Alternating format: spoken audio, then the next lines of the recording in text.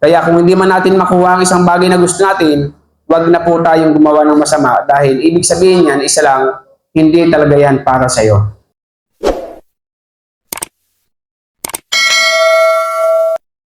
Ito yung mandala para po sa salita ng Diyos.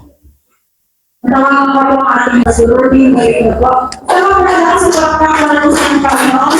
Magandang umaga po sa inyong lahat at lalo tigit po sa ating Panginoon. So tayo po ay mag-aaral muli ng salita ng ating Diyos.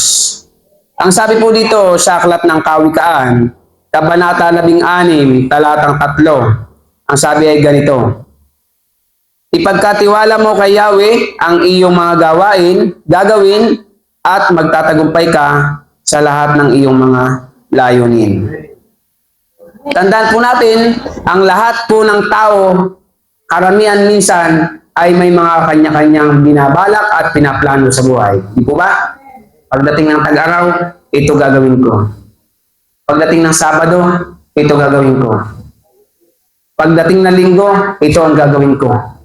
Pagdating ng ganitong taon, ito ang gagawin ko. Di ba? May mga plano po tayo.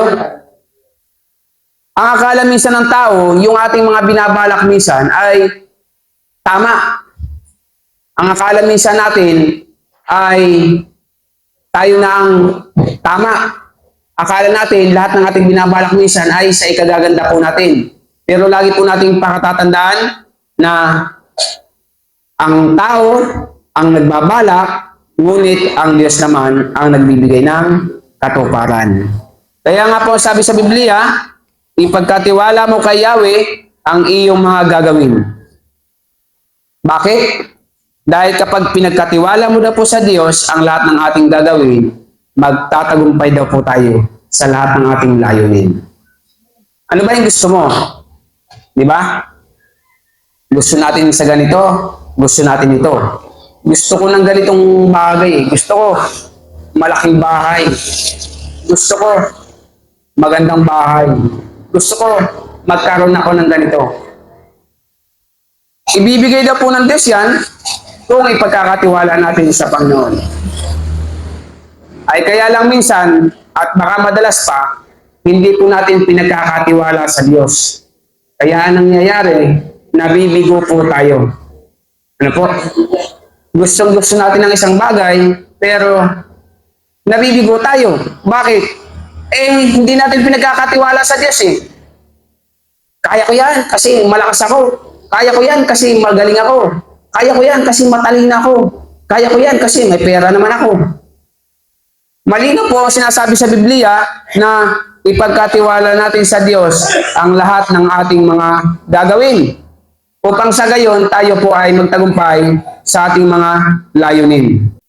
Tandaan po natin, ang sabi sa 4, lahat ng nilalang ng Diyos ni Yahweh ay mayroong kadahilanan at ang masasama kaparusahan ang kahihinatnan. Tandaan niyo po ha, lahat daw po ng nilikha ng Diyos sa mundong ito, ano man yan nakikita mo at hindi, mayroong layunin ang Diyos. Ano po?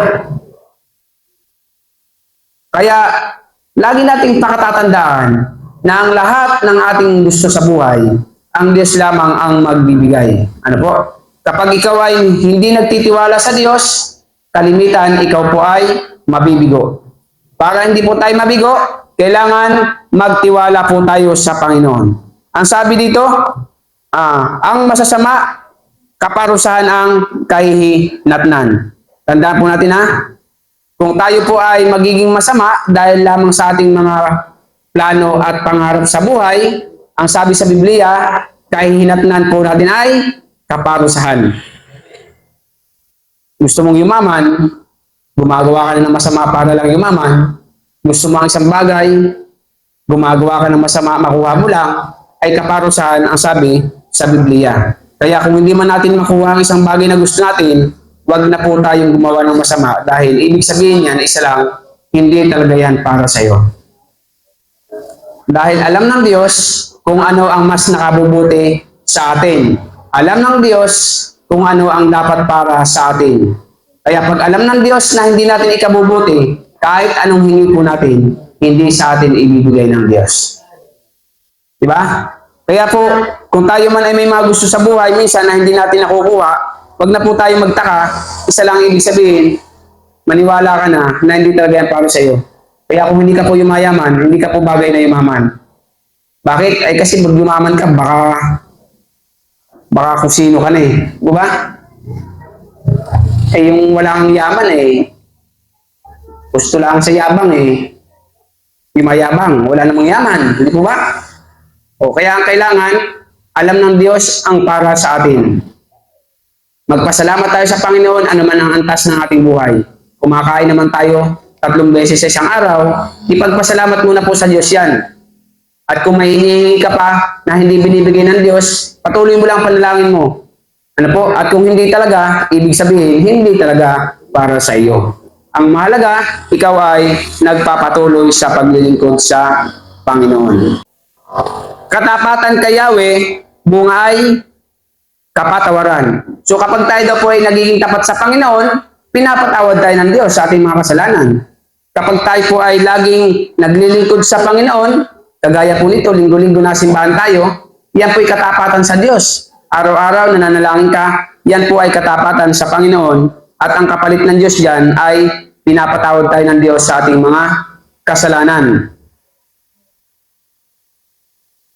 Katapatan kay Yahweh, bunga ay kapatawaran, ang sa Kanya ay gumagalang at sumusunod malayo sa kasamaan. Tandaan niyo po ha, kapag tayo daw po ay sumusunod sa Panginoon, gumagalang sa Diyos, malayo daw po tayo sa kasamaan. Totoo naman po yan eh. Di ba?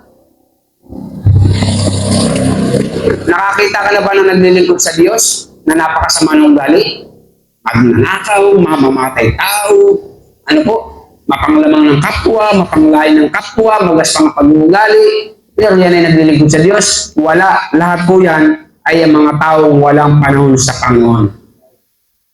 Kaya sila nalulugmok sa kasamaan. At ang dulo, kaparusahan, kapahamakan. Pero tayong mga anak ng Diyos, kaya nga po napakapalad natin dahil sa dami ng tao sa buong mundo, ay isa po tayo sa napili ng Panginoon. Kaya wag po tayong magsasawa na maglingkod sa Diyos dahil ang lahat po ng ating mga ginagawa ay hindi po nawawalan niya ng kabuluhan.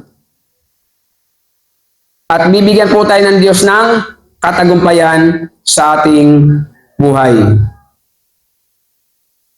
Kung ang buhay ng tao ay kalugod-lugod sa Diyos, maging ang mga kalaban sa Kanya ay makikipagbati. So, tandaan po natin na kapag tayo ay kalugod-lugod sa Panginoon, ano po, kahit anong galit ng ibang tao, maunawaan nila na hindi pala tayo dapat kalabanin dahil tayo ay mga anak ng Diyos.